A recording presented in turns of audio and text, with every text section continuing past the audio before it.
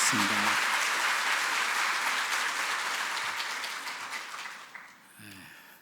요즘 날씨가 아주 덥죠? 아열대 기온으로 잠을 이루지 못하는 그런 밤들을 보내고 있는데, 아마 집보다 교회가 훨씬 더 시원해서 오신 분들도 있을 거예요.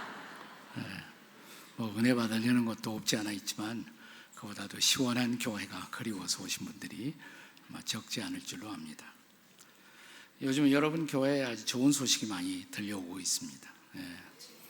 우리 최병남 목사님, 제가 미국에 있을 때부터 또 좋아하고 사랑하고 또 기대하던 그런 귀한 목사님인데, 여러분 교회에 귀한 목자가 되어서 좋은 소식을 들려주어서 얼마나 고마운지 모르겠습니다.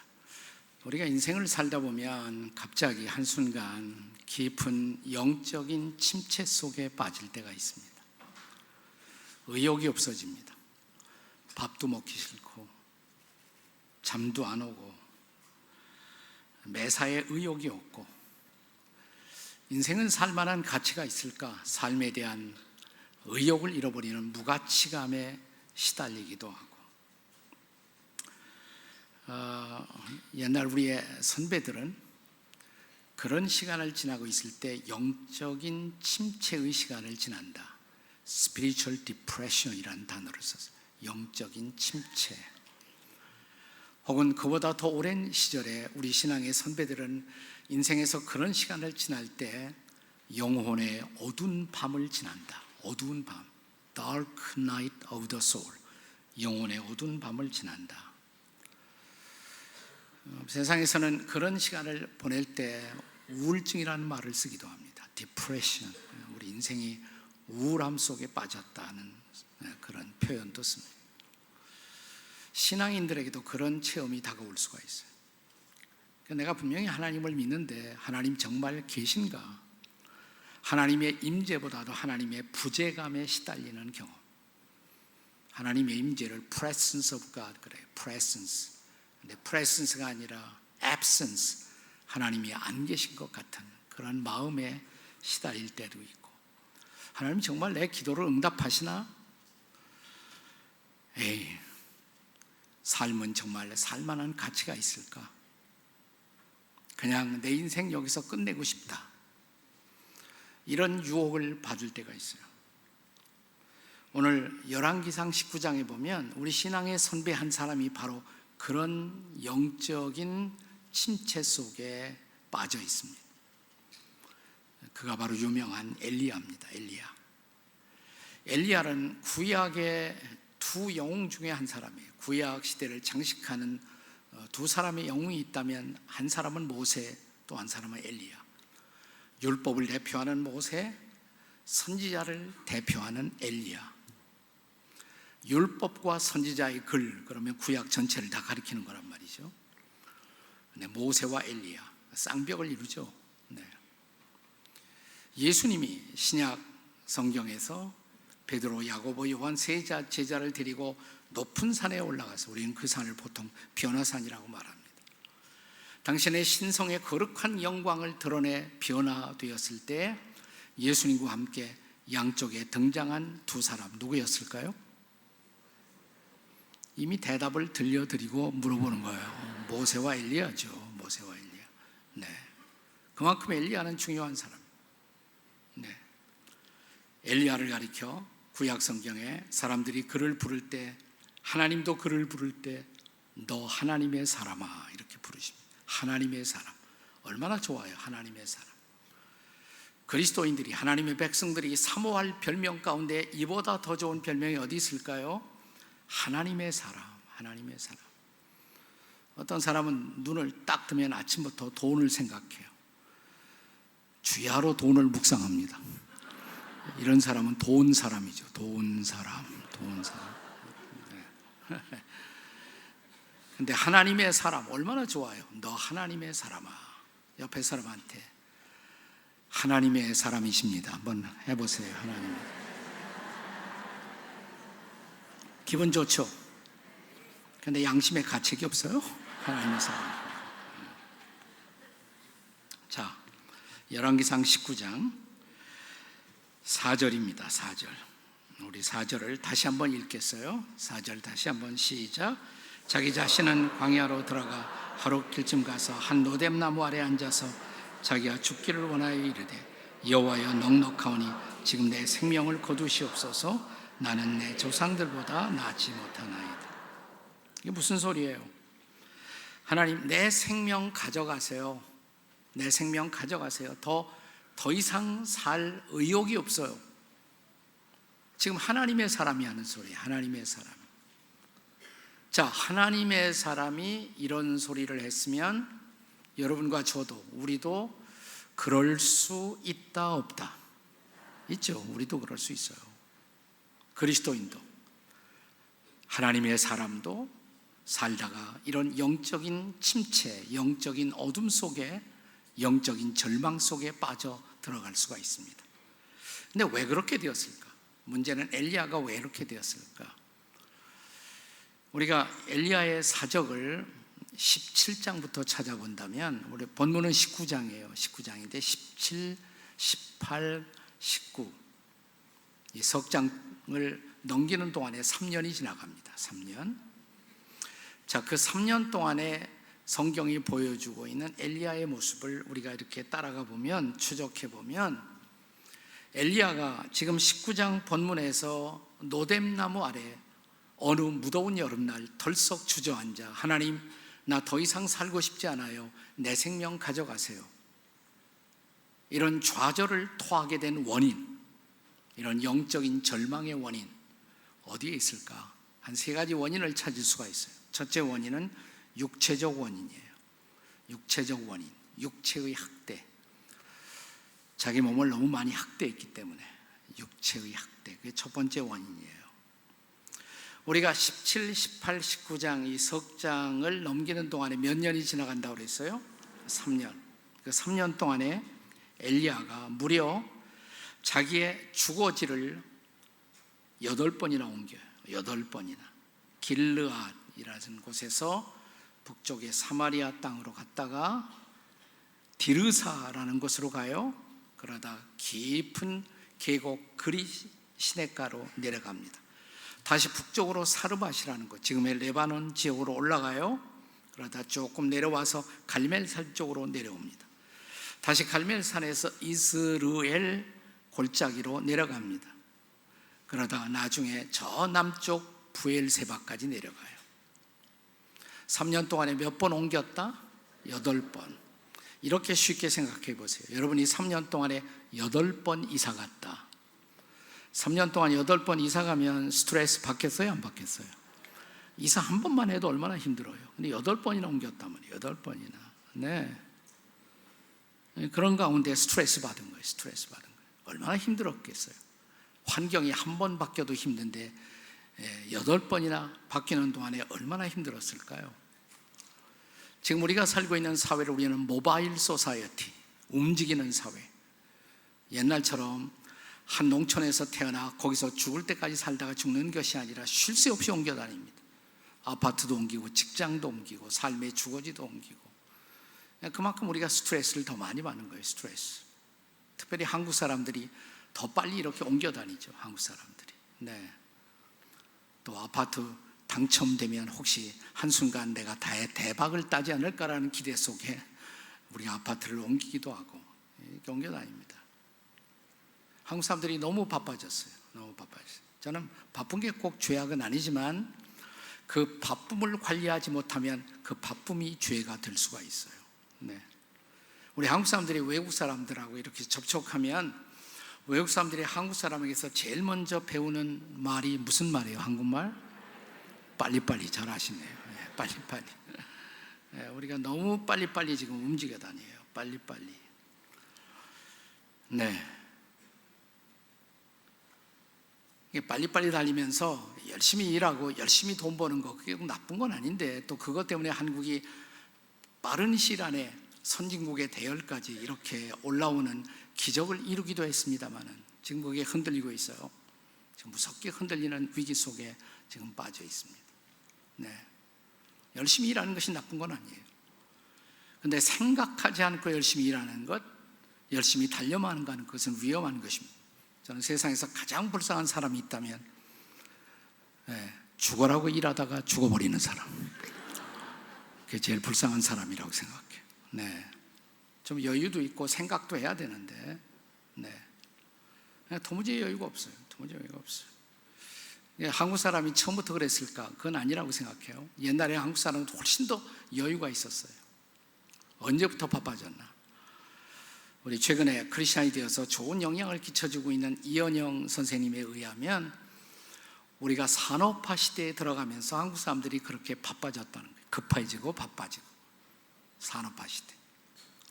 이 산업화 시대를 대표하는 음식이 뭐냐면 라면이죠. 라면. 이 라면이 한국 사람의 성질하고 딱 맞잖아요. 물 끓여서 후닥닥 집어넣으면 후 먹어치면 단숨에 한 끼를 해결할 수 있단 말이죠. 한국 사람에게 딱 맞아요. 사실 라면은 한국 사람이 먼저 만든 것이 아니라 일본 사람이 먼저 만들었지만 일본 사람보다 한국 사람에게 기질상으로 더 맞아요. 지금 라면의 종류에 관한 한 일본 라면을 한국 라면이 압도했잖아요. 압도했어요. 훨씬 더 종류가 다양해졌습니다. 수출도 더 많이 하고 일본보다. 우리는 숫자마다 라면을 다 만들었습니다. 1. 일본지 라면, 2. 200냥, 3. 삼양라면, 4. 사발면, 5. 오향면, 6. 육개장라면, 7. 칠보면, 8. 팔도라면, 9. 구운면, 열라면.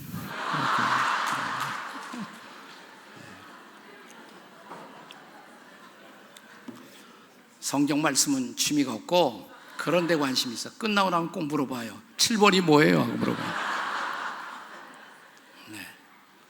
이게 라면이란 이런 인스턴트 푸드로 대표되는 우리의 문화, 이 문화가 우리를 골병들게 만들게 만들어요. 너무 바빠요. 그 다 병자가 됐어요. 반은 다 병자가 됐어요. 육체 학대, 너무 바쁜 육체 학대. 또 하나 원인이 있어요. 엘리야가 이렇게 되어버린 원인 중에 하나는 말씀의 상실. 하나님의 백성은 말씀으로 살아야 되는 말씀을 잃어버린 거예요. 살다가 말씀이 실종됐어요. 자, 우리가 잠깐 엘리야의 역사를 소개하는 그 시작이 되고 있는 17장으로 한번 돌아가 보세요. 17장. 열왕기상 17장 1절부터 보면 이렇게 시작합니다. 자, 길르앗에 우고하는 자 중에 티셉 사람 엘리야가 아합에게 말하되, 그 당시 이스라엘 왕이 아합 왕인데 엘리야가 아합 왕 앞에 나타난 거예요. 그리고 이렇게 선포합니다. 예언의 말씀을. 내가 섬기는 이스라엘 하나님 여호와께서 살아계심을 두고 맹세하노니 내 말이 없으면 나를 통해 전달되는 주의 말씀 앞에 당신이 만약 순종하지 않는다면, 이 말이에요, 수년 동안 비도 이슬도 우로가 비도 이슬도 다 끊어질 것이라고 심판의 말씀을 전한 거예요.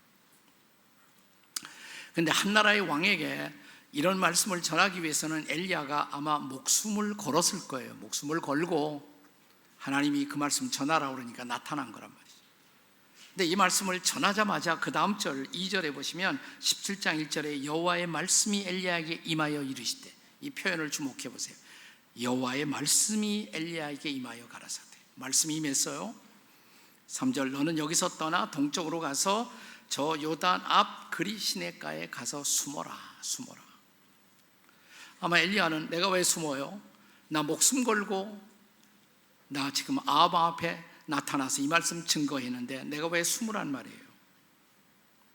근데 하나님이 숨으라고 말씀하신 거예요. 결국 어떻게 했습니까? 5절에 보시면 저가 엘리야가 여호와의 말씀과 같이 하여 곧 가서, 하나님이 숨으라 그러니까 또 숨으러 간 거예요. 하나님이 나타나서 전하라 그러니까 나타나서 전했고, 저 그릿 골짜기에 가서 숨으라 그러니까 또 가서 숨은 거예요.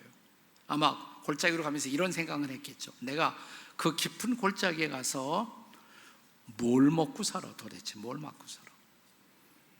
저는 2주 전에도 그릿 골짜기에 갔다 왔어요. 이스라엘 그릿 골짜기, 정말 깊은 골짜기예요. 거기 지금 작은 수도원 하나가 지어져 있는데 아주 깊은 골짜기. 거기 가서 내가 뭐 먹고 사나, 그런 걱정할 엘리야의 걱정을 하나님이 아시고 어떻게 말씀하십니까? 걱정 마라. 6절에 보니까 4절에 시냇물을 마시라. 마실 건 시냇물로 해결하고 거기 시냇물이 있을 테니까 또 까마귀들에게 명령하여 내가 너를 먹이게 하리라. 하나님이 엘리야의 걱정을 미리 알아차리고 네가 뭘 먹을 것인가, 무엇을 마실 것인가 걱정하지 마라. 마실 건 시냇물로 해결하고 먹을 건 내가 까마귀를 보낼게. 약속대로 6절에 까마귀들이 아침에도 떡과 고기를, 저녁에도 떡과 고기를, 하루에 2번씩. 이거 보면 하루에 2끼만 먹으면 틀림없이 사는 거예요. 근데 꼭 누가 만들어놨는지 3끼씩 먹고 살려고 우리가 그런단 말이죠. 제가 요새 하루에 2끼씩 먹는데 얼마나 몸이 가벼워졌는지 몰라요. 참 좋아요. 네. 여기 성경에 모본이 있잖아요. 엘리야가 보여준 모본. 하나님이 까마귀를 통해서 아침과 저녁에 2번씩 떡과 고기를, 떡만 가지고 영양이 충분하지 않으니까 하나님은 고기까지, 스테이크까지 곁들여서 주시고, 아니 까마귀를 통해 떡과 고기로 그 엘리야의 식사를 운반해 주실 땐 거기 그 까마귀의 입술에다가 코카콜라까지 물려갖고 쫙 까마귀가 날아왔으면 얼마나 멋있었겠어요. 근데 그러지 말고 또 마실 물은 거기는 시냇물을 가지고 해결하라고. 근데 그 시냇물에 문제가 있어요. 엘리야가 심판의 말씀을 전한 후에 비도 이슬도 안 오니까 시냇물이 뭐하고 있어요? 마르겠죠. 유일한 식수의 원천인 시냇물이 지금 마르고 있단 말이죠. 나 같으면 저 시냇물 마르면 마실 거 없잖아. 그럼 나 죽잖아. 그럼 살 길을 찾았을 거란 말이죠.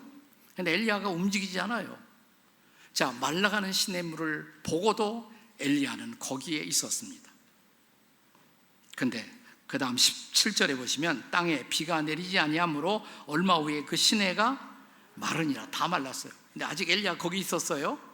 그런데 다음 순간 8절에 보시면 여호와의 말씀이 엘리야에게 임하여 이르시되, 시냇물이 다 마르자마자 또 말씀이 임했어요. 딱 말씀이 임했어요. 9절, 너는 일어나 시돈에 속하는 사르밧으로 가거라. 이제 저 북쪽에 있는 사르밧 땅으로 가거라. 어떻게 했어요? 10절, 그가 일어나 사르밧으로 가서. 자, 여기 엘리야의 삶의 패턴을 주목해 보세요. 엘리야가 한 장소에서 다른 장소로 이동할 때 그냥 가지 않습니다. 반드시 뭘 받아가지고 가요? 말씀을 받아가지고. 말씀이 가라고 그러니까 일어나 가는 거예요. 자, 이제 18장 보세요. 18장 1절에 보시면 많은 날이 지나고 제 3년에 그랬어요. 3년에. 그러니까 한 3년이 지금 지나가고 있는 거예요. 여호와의 말씀이 엘리야에게 임하여 이르시되, 3년쯤 지나갈 때 다시 말씀이 임했어요. 하나님의 말씀이 엘리야에게 임하여 이르시되, 너는 가서 아합에게 보이라. 지금 아합을 피해서 도망다니고 있는 거예요. 아합에게 기분 나쁜 말씀을 전했으니까 아합이 지금 엘리야 잡아라 그랬단 말이죠. 엘리야가 도망다니고 있는 거예요. 자, 그런데 하나님이 말씀하시기를 도망가지 말아라. 이제 가서 아합에게 보이라. 아합을 만나라 이 말이에요. 어떻게 했어요? 그 다음 절 18장 2절, 엘리야가 아합에게 보이려고 가니. 자, 여기 변치 않는 엘리야를 지배하는 중요한 삶의 패턴이 있어. 하나님이 말씀하시면 그 말씀 받고 가는 거예요. 그 말씀 받고 가는 거예요. 자, 그런데 이런 패턴이 처음으로 무너져요. 19장에서, 오늘 본문에서 무너져요. 자, 19장 1절은 어떻게 시작합니까? 19장 1절, 아합이 엘리야가 행한 모든 일과 그가 어떻게 모든 선지자를 칼로 죽였는지를 이세벨에게 말하니. 네, 여기 이세벨이 등장해. 이세벨은 미세스 아합이죠. 아합의 부인, 아합의 마누라님이 이세벨. 나는 이세벨을 우리 이시 가문을 더럽힌 여인 중에 한 사람이라고 생각해요. 네. 그런 여자가 몇 사람 있어요. 저 필리핀의 이멜다 여사, 한국에도 이모모 여사가 있어요. 네, 여기 이세벨에게 말하니. 이세벨에게. 자, 아니 이게 무슨 사건이에요? 19장 직전에 저 갈멜산에서 엘리야와 뭐예요? 바알의 선지자 450명의 전투, 아세라 선지자까지 합하면 850대 1이에요. 850대 1의 싸움에서 엘리야가 놀라운 승리를 거두었잖아요. 하나님이 함께 하시니까. 그래서 바알의 선지자들을 다 죽였어요. 승리한 거예요, 엘리야가요. 아합이 패배자가 되는 거예요. 아합이 거느리고 있었던 바알의 선지자들이 다 죽임을 당했단 말이죠. 그런데 아합이 궁중으로 돌아오면서 자기 부인에게 엘리야가 어떻게 자기의 부하들, 바알의 선지자들을 다 죽였는지를 자기 부인 이세벨에게 일러 바친 거란 말이에요. 일러 바쳤어요. 그랬더니 2절, 이제 아합이 패배한 그 자리에 이세벨이 나섭니다. 이세벨이 사신을 엘리야에게 보내 이르되 내가 내일 이맘때 반드시 네 생명을 네가 죽인 저 사람들 중에 한 사람과 같게 하리라. 내가 너 그만두지 않을 거야. 온유월 도끼설인 여인 이세벨의 한이 뿜어나오는 그 순간, 또 위험하게 된 거예요. 그 다음 절 3절, 엘리야가 이 형편, 무슨 형편? 이세벨이 내 목숨을 노린다는 형편을 보고 일어나 자기의 생명을 위해 도망하여 유다에 속한 부엘세바에 이르러. 지금까지 엘리야가 한 장소에서 다른 장소를 옮길 때 반드시 그냥 가지 않고 뭘 받아갔다? 말씀을 받아갖고 간 거예요. 말씀이 가라고 명하면 일어났고, 말씀이 떠나라고 하면 떠났고, 말씀이 다시 돌아가라고 하면 돌아갔고, 말씀을 따라 사는 거예요. 그런데 이세벨이 자기의 목숨을 노린다는 소식을 듣고 엘리야가 도망을 갔습니다. 부엘세바를. 이때 말씀을 받아갔습니까? 그런 말이 없습니까? 없어요. 말씀과 상관없이 간 거예요. 내가 위험해. 이세벨에게 잡힐 것 같아. 내가 위험하다는 사실 한 가지, 내가 위험하다는 자기를 둘러싸고 있는 환경만 보고 엘리야가 도망친 거예요. 그리고 부엘세바라는 곳에 가서 거기 나무 하나가 있어요. 사막에. 로뎀나무. 로뎀나무 큰 나무도 아니에요.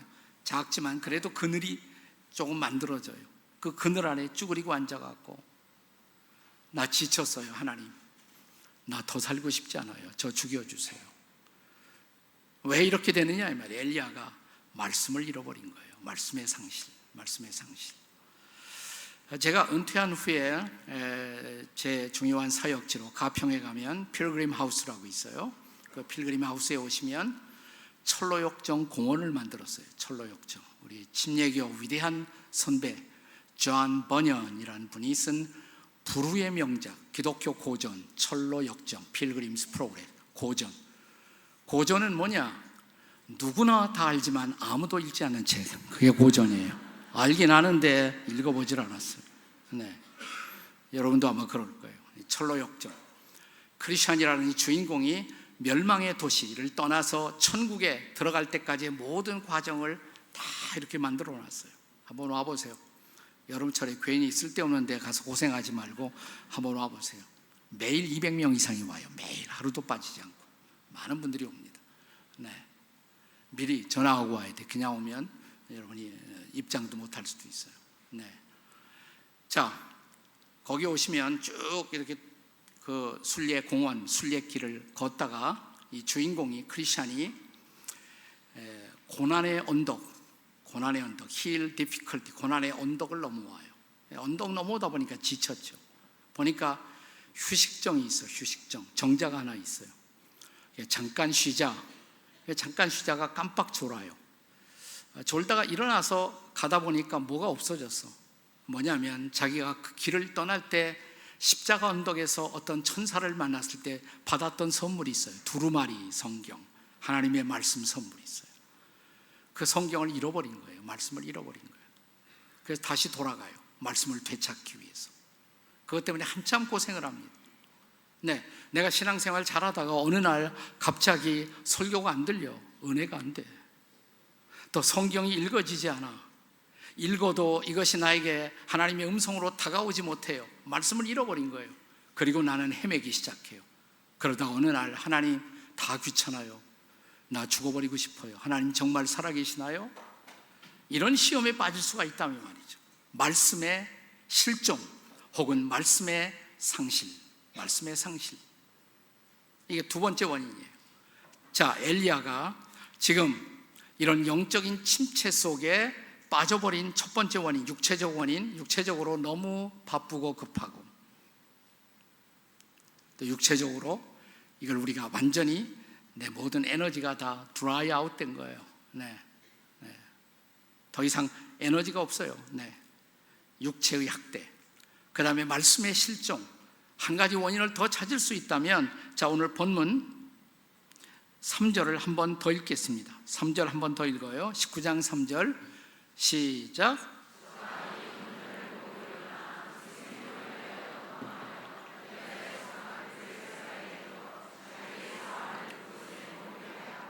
네. 자, 3절에서 지금 엘리야가 뭘 봤어요? 형편을 보고. 무슨 형편? 이세벨이 내 목숨을 노리고 있다는 그 형편을 보고, 그 상황을 보고, 그 환경을 보고, 그건 봤어요. 그런데 보지 못한 거 있어요. 보지 못한 거. 자, 19장 전에는 몇 장이 있습니까? 저는 절대로 어려운 질문을 하는 법이 없습니다. 우리가 인생 살기도 힘들고 더위 나기도 힘든데 어려운 질문을 해서 여러분을 고통스럽게 할 이유가 어디 있습니까? 그러니까 당연한 질문만 해요. 19장 전에는 몇 장이 있다? 18장이죠. 18장. 자, 18장에서 엘리야가 누구하고 싸웠어요? 바알의 선지자들 450대 1의 싸움을 싸웠다고 그랬어요. 그 싸움을 싸우면서도 엘리야가 전혀 위축되지 않았어요. 그 이유는 뭐냐? 엘리야가 그 갈멜산에서 바알의 선지자들과 싸우면서 하나님을 보고 있었단 말이죠. 하나님을 보고 있었어요. 아, 하나님이 나와 함께 하시는구나. 그 하나님의 임재를 의식했을 때 아무것도 두렵지 않았어요. 적이 450이 되든 800대가 되든 그것이 무슨 문제가 돼요? 하나님이 전능하신 하나님, 전지하신 하나님, 만군의 여호와 하나님, 그 하나님이 우리와 함께 하시는데, 나와 함께 하시는데 뭐가 두려워요? 뭐가 걱정해요? 뭐가 걱정해요? 그 하나님이 함께 하신다. 그 하나님의 임재를 의식하고 있었어요. 그런데 자, 19장에서 뭐만 보느냐면 환경만 의식해. 환경을 의식해. 상황을 의식해. 내가 불리하다. 내가 죽을 것 같다.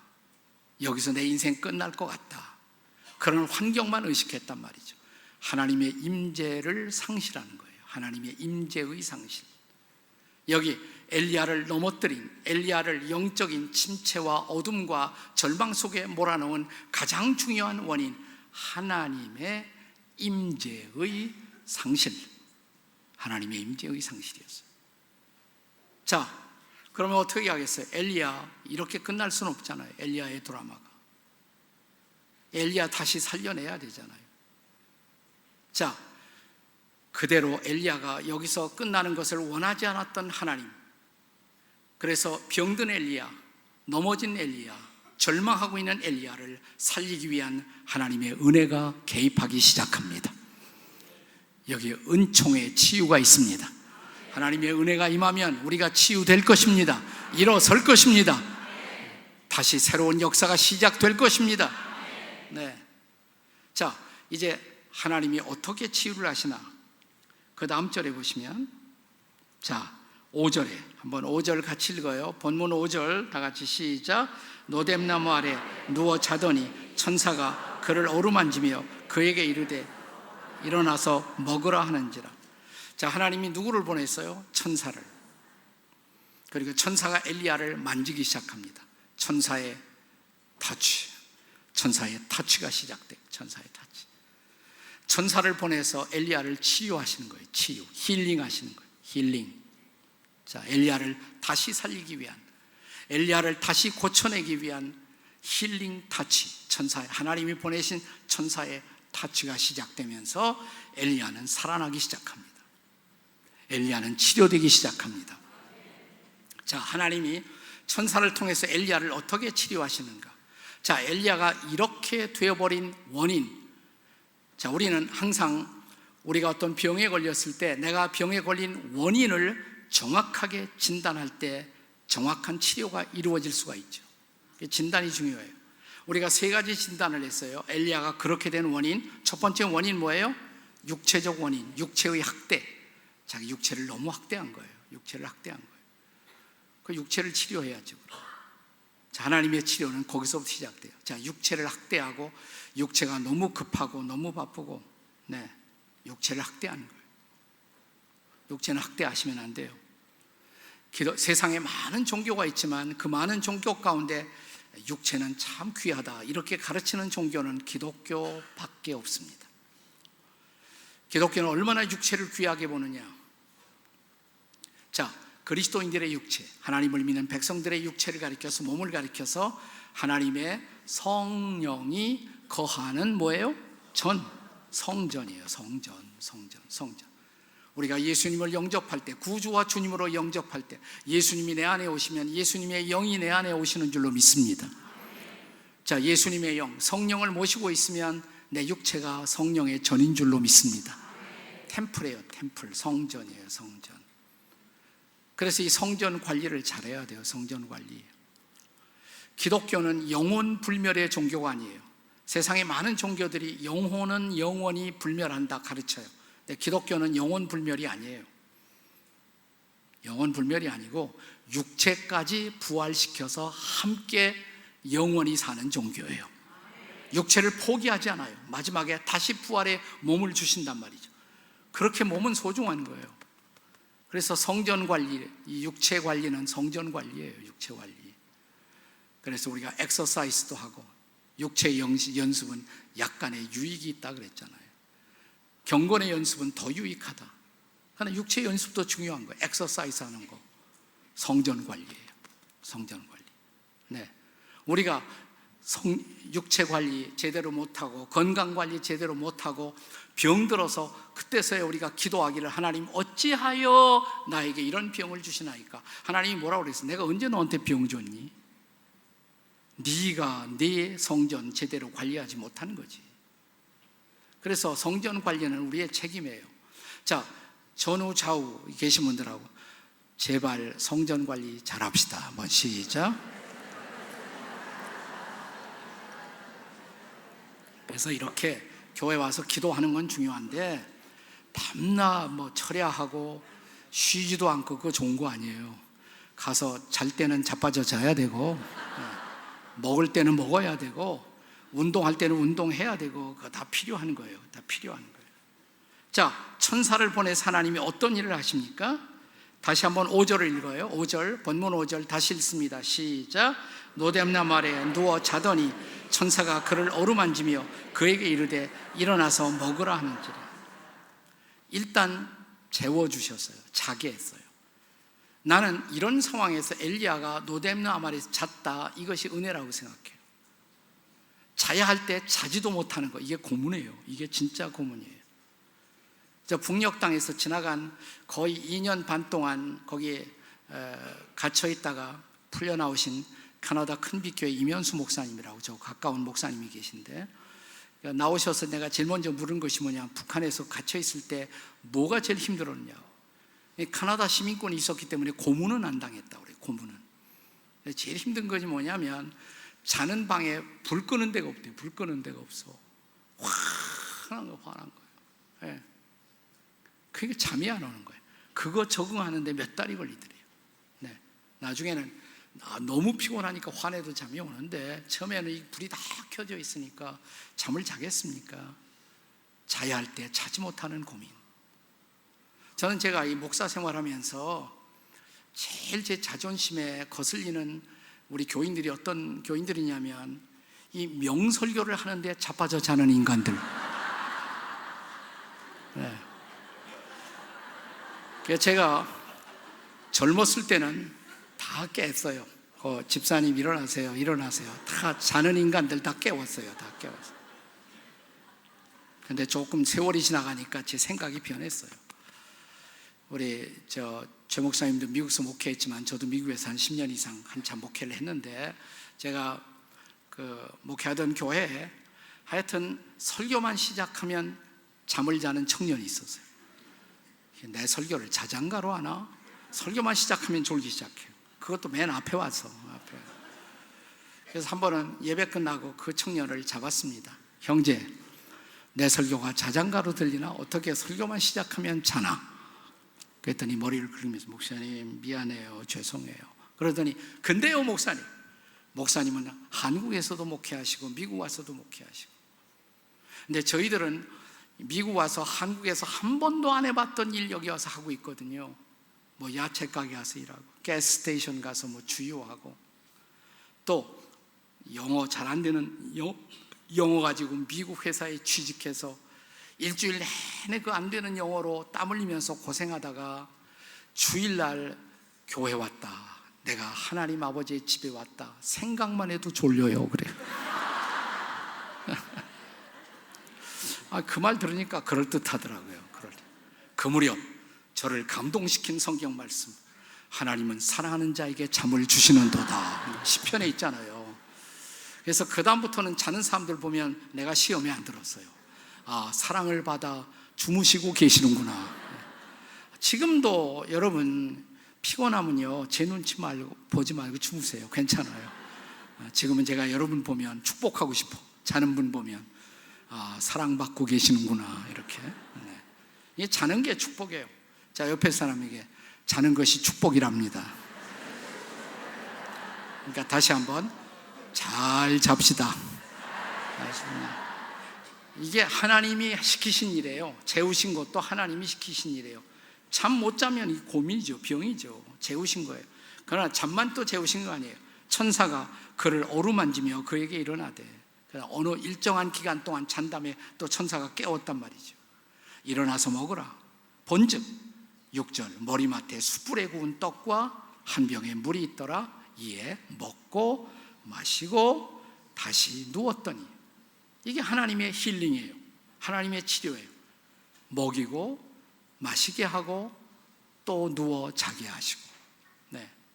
나 같으면 어떻게 했을까? 나 같으면, 내가 하나님이라면 나의 종 엘리야가 지금 그냥 인생 살고 싶다고 죽고 싶다고 푸념한단 말이죠. 그러면 내가 하나님이라면, 야, 네가 내 종이냐 정말? 네가 정말 내 하나님의 종이란 말이냐? 너 빨리 회개하고, 저기 양수리에 가면 기도원 하나 있으니까 거기 가서 회개하고 나오라고 아마 그랬을 것 같아요. 그런데 하나님은 그러지 않았어요. 일단 천사를 보내서 일단 재우시고, 일단 먹이시고, 일단 마시게 하시고. 나는 이런 하나님이 좋아요. 상식의 하나님, 카먼센스의 하나님, 우리 인간이 육체로 지어진 것을 아시는 하나님.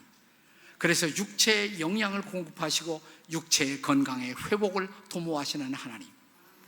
그러니까 육체가 지금 학대받고 육체가 흔들렸으면 육체를 다시 추스려야 한단 말이죠. 건강을 추스려야 돼. 그건 우리 책임이에요. 우리가 할 일이에요.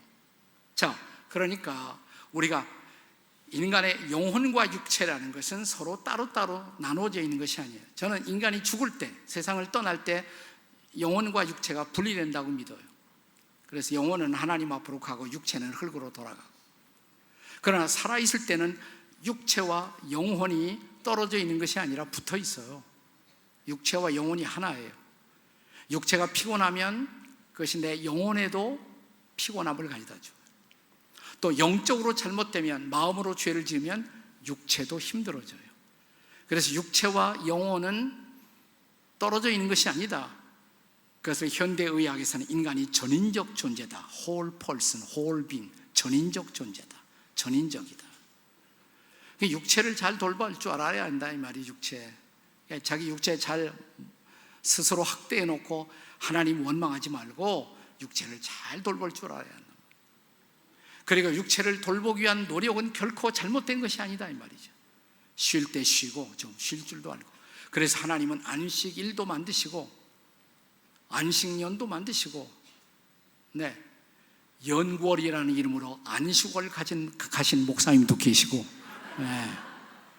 그거 필요한 거예요. 그런 안식이 다 필요한 거예요. 안식이. 그런 하나님의 자연의 법칙을 우리가 무시하면 안 된다, 이 말이에요. 그것이 다 필요한 거예요. 그래서 여기 하나님의 치료 방법이 있어요. 한번 그대로 해보세요. 따라서 하세요. 먹자, 마시자, 눕자. 그게 바로 하나님의 치료 방법이에요. 힐링이에요. 육체를 회복시키는 거예요. 육체적인 회복. 자, 육체가 학대되었기 때문에 육체를 회복시키는 하나님의 치료가 먼저 임한 거예요. 그 다음에 두 번째, 자, 엘리야가 이렇게 된 두 번째 원인은 무엇 때문이라고 그랬어요? 말씀의 상실, 말씀의 실종. 그럼 어떻게 하면 돼요? 말씀을 되찾아야죠.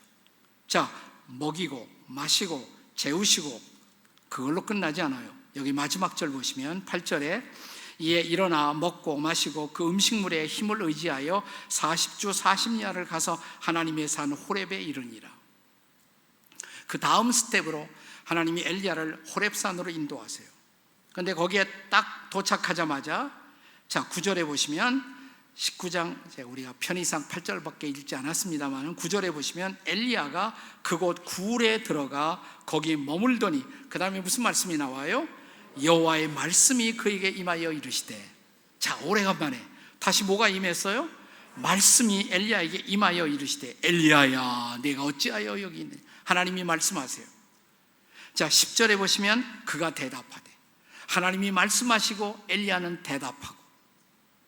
자, 말씀과 그 말씀에 대한 응답으로 하나님과 엘리야의 영적인 교통이 살아나요. 영적인 교통이 다시 회복되는 거예요. 자, 육체적으로 회복되면 자, 잘 자고 잘 먹었으면 그걸로 끝나는 것이 아니죠. 그 다음에 뭐예요? 다시 말씀을 받아야죠. 말씀을 붙들어야죠. 말씀을 읽어야죠. 말씀을 묵상해야죠. 말씀을 들어야죠. 자, 다시 말씀이 들려와요. 그러면 그 말씀 앞에 내가 응답하고 그러면서 하나님과 나 사이의 영적인 교통이 살아나야 할 줄로 믿습니다. 말씀과 기도를 통한 하나님과의 교통이 살아나요. 자, 다시 설교가 은혜가 되기 시작해요. 내 영혼이 살아나기 시작해요. 말씀이 너무 다르고요. 하나님의 말씀은 살았고 운동력이 있어 좌우에 날선 어떤 검보다도 예리하여 혼과 영과 관절과 골수를 찔러 쪼개기까지 하며 말씀이 막 내 마음에 은혜가 되고 말씀이 나를 살리고 말씀이 나를 다시 회복시키고. 네. 자, 이제 한 가지만 더 하면 돼요. 한 가지만 더 하면 네, 엘리야가 살아나고 여러분도 살아나고 그 다음에 집에 가서 자빠져 주무시면 돼요. 네. 자, 세 번째 엘리야가 이렇게 된 원인, 세 번째 원인이 뭐예요? 세 번째가? 벌써 또 잊어버리셨어. 육체의 학대, 말씀의 실종. 세 번째는 하나님의 임재의 상실. 하나님의 임재를 놓쳤어요. 하나님이 안 보여. 하나님의 임재의 상실. 그럼 어떻게 하면 돼? 하나님의 임재를 회복해야죠. 자, 옆에 사람에게, 뒷사람에게 하나님의 임재를 회복합시다. 시작. 어떻게 하나님의 임재를 회복할 수 있나? 자, 여기 열왕기상 19장을 쭉 읽어 내려가시면 11절에 여호와께서 이르시되 11절 여호와께서 이르시되 너는 나가서 여호와 앞에 산에 서라 하시더니 여호와 앞에 지나가시는데 여호와 앞에 크고 강한 바람이 산을 가르고 바위를 부수나. 이게 무슨 말이냐면 하나님이 이렇게 말씀하세요. 엘리야야, 네, 너 여기 산의 중턱에 좀 서 있어라. 왜요? 내가 네 앞에 지나갈게. 나를 똑바로 봐. 하나님이 내 앞에 지나가세요? 그래. 아니, 하나님이 내 앞에 어떻게 지나가시나? 자, 엘리야가 호렙산 중턱에서 쫙 이러고 지금 이제 하나님이 내 앞에 지나가신다고 그러니까 잘 보라고 그랬으니까 지금 긴장해서 쳐다보고 있는 거예요. 근데 갑자기 바람이 일어나요. 바람이 크고 강한 바람이 바람이 일어나요. 바람이 막 일어나더니 한참 후에 바람과 함께 사라지다. Gone with the wind. 바람이 바람과 함께 사라져 버렸어요. 그리고 아무것도 없었어요. 근데 바람이 지나간 후 그 다음에 보니까 바람 후에 지진이 있으나 지진 가운데도 여호와께서 계시지 아니하며 땅이 막 흔들려요. 지진이. 땅에서 나오실래나? 하나님이 땅에서. 예. 근데 땅이 조금 흔들리더니 5.0 그 이상 되면 좀 곤란하니까 5.0 좀 흔들리더니 스톱해버렸어요. 아무것도 없었어요. 바람이 지나가고 지진이 지나간 후에 그 다음에 12절에 또 지진 후에 불이 있으니 불 맞아. 지금 여기가 어디야? 호렙산. 옛날 우리 선배 모세가 이 호렙산에 있었을 때 가시떨기 불꽃 가운데 나타나신 여호와. 그러니까 불 속에 나타나시려는 모양이다. 불을 째려봤단 말이죠. 근데 불이 한참 일어나더니 또 불이 확 꺼져버려요. 아무것도 없었어요. 바람이 지나가고 지진이 지나가고 불이 지나간 후에, 그 다음에 마지막으로 뭐가 있었다? 따라서 하세요. 불 후에 세미한 소리가 있는지라. 마지막에 세미한 소리가 있었다. 이 세미한 소리가 너무 좋아서 어떤 목사님이 세미한 교회를 다 만들었는데 네, 세미한 소리가 있는지라. 세미한 소리, 작은, 가느다란 작은 소리 말이에요. Small, still voice. 가느다란 작은 소리, 작은 소리. 네. 요즘 그 성경을 현대인의 말로 풀어놓은 메시지 성경이라는 것이 있어요. 메시지 성경. 유진 피터슨이라는 목사님이 아주 현대적인 말로 잘 풀었는데, 저는 거기에 나온 표현이 너무 좋아. 영어로 이 세미한 소리를 영어로 뭐라고 그랬냐면 gentle whisper 그랬어요. gentle whisper. 난 그게 너무 표현이 너무 좋아요. gentle whisper. 부드러운 속삭임. 부드러운 속삭임. 아주 부드러운 속삭임으로 엘리야야, 네? 나야 나, 야훼 여호와. 부드러운 목소리로 다가오시는 하나님. 아니, 하나님이 왜 이렇게 나타났을까? 여러분 구약 성경을 보시면 하나님이 어떤 때는 바람 속에 나타나세요. 바람을 타고. 오순절 날도 바람처럼 성령이 임재하셨잖아요. 네. 어떤 때는 하나님이 지진처럼 막 땅을 흔들면서 나오세요. 하나님이. 어떤 때는 하나님이 불 가운데 임재하세요. 불 가운데 불이 혀처럼 갈라지는 것이 보였다고 그랬잖아요. 그럴 수 있어요. 그런데 이런 바람, 강력한 바람, 지진, 불, 이 세 가지 공통점이 있다면 이것이 다 초자연적인 것이죠. 초자연적인 파워, 슈퍼내추럴 파워, 초자연적인 거대한 현상들. 어떤 사람들은 신앙생활을 할 때 그 초자연적인 능력만 추구하는 사람들이 있어요. 초자연적 능력. 물론 하나님은 때로는 초자연적인 능력으로, 초자연적 사인으로, 초자연적 기적으로 하나님이 임하실 때가 있어요. 분명히 그럴 때가 있어요. 그러나 항상 그런 것은 아니에요. 저는 기적신앙이 왜 위험한가? 기적신앙. 기적은 항상 일어나는 것이 아니기 때문에 기적이에요. 기적이 항상 일어나면 기적이라고 그러잖아요. 어쩌다 일어나니까 기적이라고 그러지. 기적은 있어요. 그러나 어쩌다 일어나니까 기적이라고 그래요. 항상 일어나면 기적이 아니에요. 근데 어떤 사람은 지나치게 기적 중심의 신앙, 기적만 찾고 표적만 찾고 은사만 찾고, 하나님은 은사를 주세요, 기적도 주세요. 그러나 항상 주시는 것은 아니란 말이죠. 자, 기적이 임하지 않을 때는 신앙생활 어떻게 할 거예요? 표적이 임하지 않을 때는 신앙생활 어떻게 할 거예요? 네. 그럴 때도 나는 여전히 하나님을 경험하고 여전히 하나님의 은혜를 누리며 여전히 하나님과 동행하며 살 수가 있을까요? 그게 중요한 거예요. 그래서 하나님은 불 속에, 바람 속에, 지진 속에 나타날 수 있지만 이번만은 그렇게 나타나지 않으셨어요. 엘리야에게 이번에는 세미한 음성으로 다가오셨어요. 세미한 음성으로. gentle whisper. 이 부드러운 속삭임처럼 나에게 다가오시는 하나님, 다가오시는 하나님. 네. 제가 이런 하나님을, 이 부드러운 목소리로 나를 찾아오시는 하나님을 경험하면서 내 신앙생활에 큰 전기를 맞이했던 순간이 있어요.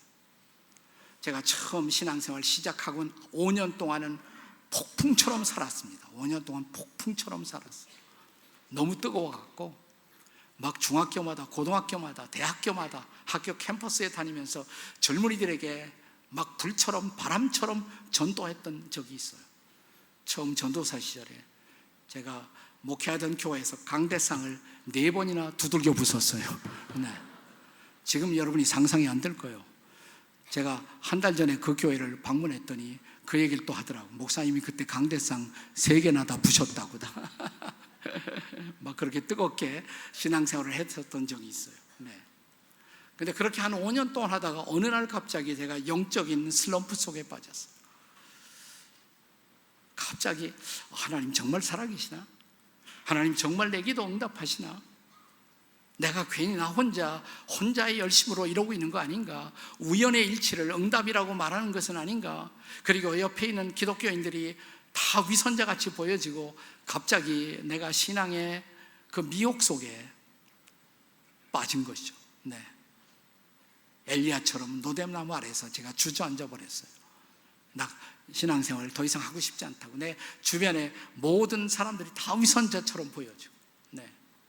그래서 교회를 넉 달 반 동안 안 나갔던 적이 있어요. 넉 달 반 동안. 근데 넉 달 반 동안 안 나가니까 또 교회가 궁금하더라고요. 교회에서 무슨 일이 벌어지는지. 근데 그 교회를 안 나가는 동안에 내가 계속했던 것이 있어요. 처음 제가 선교사님들 따라다니면서 영어 배우려다 그러다 예수를 믿게 되었는데, 그 처음 선교사님들이 가르쳐준 그 습관이 뭐냐면 매일 아침 성경 한 구절씩 꼭 읽고 묵상하고 하루를 시작하는 습관. 지금은 큐티라고 그러죠. 지금은. 옛날에는 경건의 생활 이렇게 말했는데, 네. 선교사님이 성경 구절 가져갖고 그날 꼭 한 구절씩 읽으라고, 읽고 나서 잠깐 그 구절을 묵상하고 기도하라고, 그리고 바이블 스터디 하러 모였을 때 꼭 물어봐요. 그 시간에 뭘 느꼈느냐, 어떤 은혜가 있었는지, 하나님이 어떤 음성을 받았는지. 하다 보니까 습관이 된 거예요. 경건의 습관이 생긴 거예요. 큐티의 습관이 된 거예요. 난 큐티라는 것도 그 당시에는 그 단어가 없었어요. 그런 말을 쓰지 않았습니다. 네. 그래서 교회는 안 나갔지만 어느 새벽 잠이 깼어요. 이렇게 잠이 깼어요. 교회 안 나가면서 잠이 깼는데, 뭘 하지 그러다가 오늘 읽을 성경이 어디지? 그리고 성경 읽기 표를 딱 봤어요. 보니까 그날 읽을 말씀이 히브리서더라고요. 히브리서 11장이에요. 하필이면 히브리서 11장, 그 유명한 믿음의 장 히브리서 11장이었어요. 오늘은 히브리서 11장이네. 11장 몇 절이지 오늘 읽을 말씀이? 11장 27절. 그날 말씀 이런 말씀이었어요. 믿음으로 애굽을 떠나 왕의 노함을 무서워 아니하고 곧 보이지 않은 자를 보는 것 같이 하여 참았으며. 이게 무슨 말씀이야? 모세 얘기로구나. 모세가 믿음으로 애굽을 떠나 왕의 노함을 무서워하지 아니하고 바로의 진노를 두려워하지 않고 바로의 추격을 두려워하지 아니하고, 그 다음 말씀, 보이지 아니하는 자를 보는 것 같이 하여 참았습니다. 이 말씀을 읽는데 갑자기 제 시선이 이 단어에 꽂혔어요. 보이지 아니하는 자를 보는 것 같이 하여. 보이지 아니하는 자를 보는 것 같이 하여. 갑자기 활자가 커지는 것 같더라고요. 보이지 않은 자를 보는 것 같이 하여. 모세가 하나님을 보고 있었구나. 보이지 않는 하나님을 보고 있었구나. 그 하나님을 봤더니 홍해바다가 두렵지 않은 거예요. 바로의 군대가 두렵지 않은 거예요. 하나님이 보이니까 아무것도 두렵지 않았어요. 그런 얘기로구나. 믿음으로 모세는 보이지 않는 하나님을 보는 것 같이 하여. 그러면서 갑자기 이런 생각이 들었어요.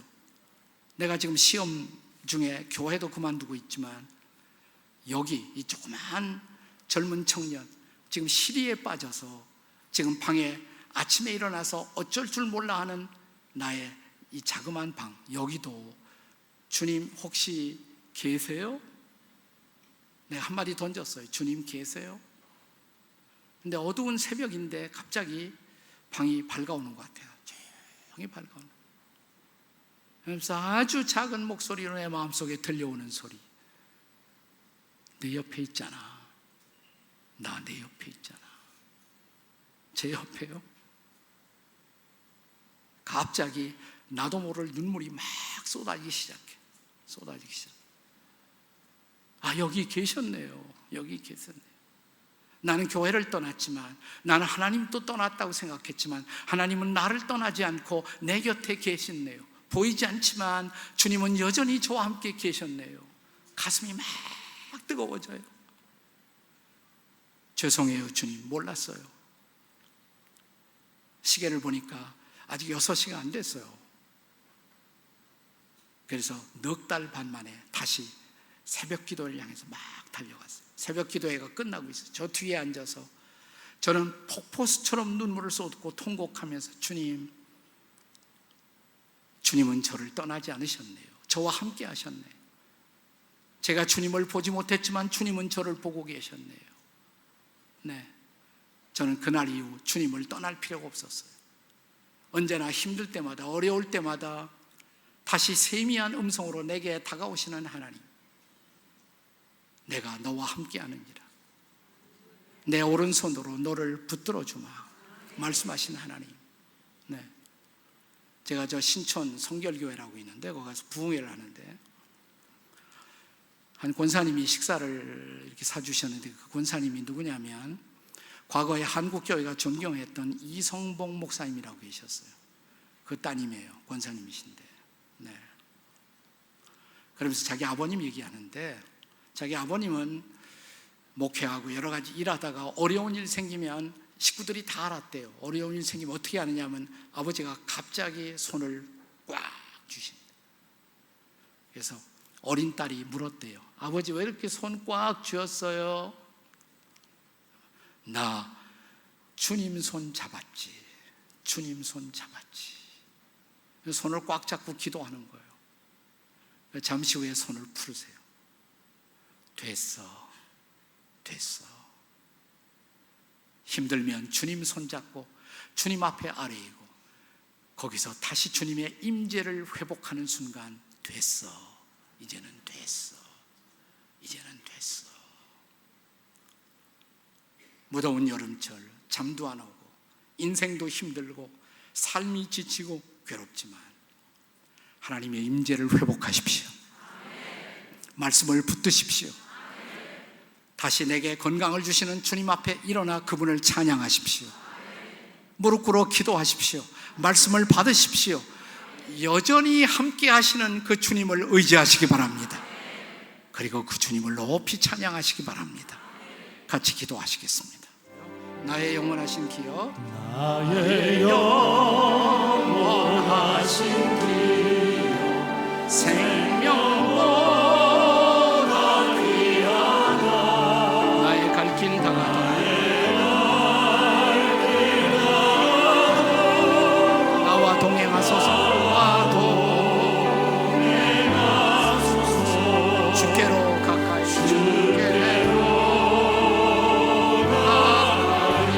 주께로 가오니. 나의 갈 길 다가다.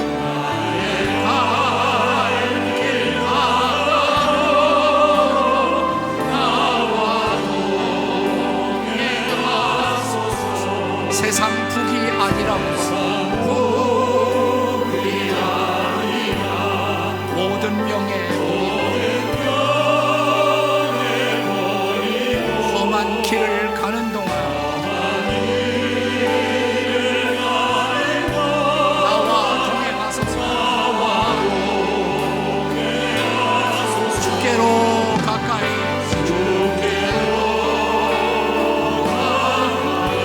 주께로 가오니. 나의 갈 길 다가도록 나와 동행하소서.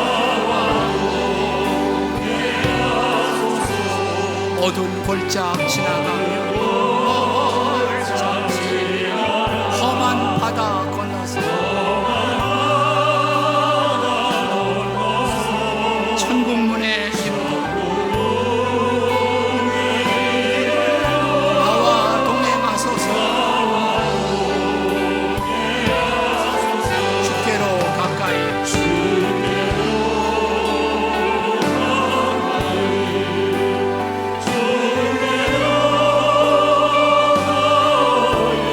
나의 갈 길 다가도록 나와 동행하소서. 하미, 조용히 하미여 하미.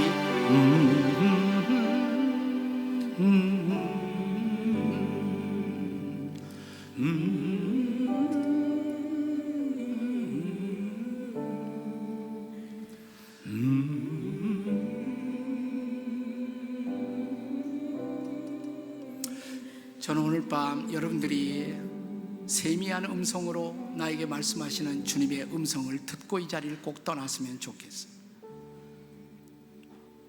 여러분 중에 어떤 분에게는 주님이 이렇게 말씀하실지 몰라요. 괜찮아, 내게 다 맡겨. 나한테 다 맡겨.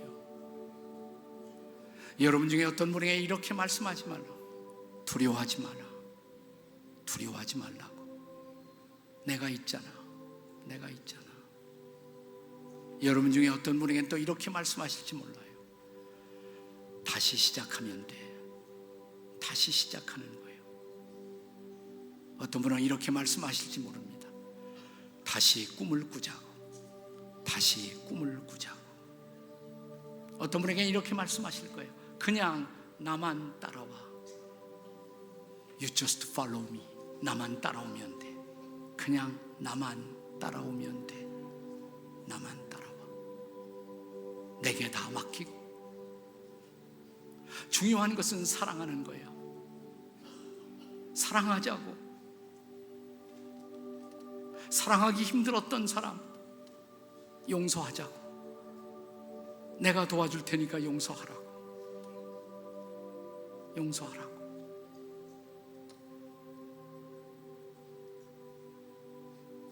오늘 이 시간 조용히 내 곁에 다가와 세상 끝날까지 내가 너희와 항상 함께 있으리라 그 약속대로 내게 함께 하시며 그분의 인재를 보여주시면서 내 손을 잡아주시는 사랑의 주님, 그분의 손길을 다시 확인하시면서 오른손 꽉 잡고, 주님, 내가 이 손 놓고 싶어도 주님은 이 손 안 놓아주시죠. 주님이 내 손 잡아주시면 나 다시 시작할게요. 나 다시 주님 따라갈게요. 주님, 주님, 주님 도와주세요. 저를 따라서 다시 이 시간 우리 주님을 한번 불러보세요. 다 함께 주님, 주님, 더 크게 주님, 더 크게 주님, 더 크게 주님. 우리 주님 부르짖고 내 마음에 있는 거 다 내어놓고 오늘 주님의 터치와 주님의 치료와 주님의 은혜를 입으시기 바랍니다. 주여 부르짖고 기도하시겠습니다. 주여.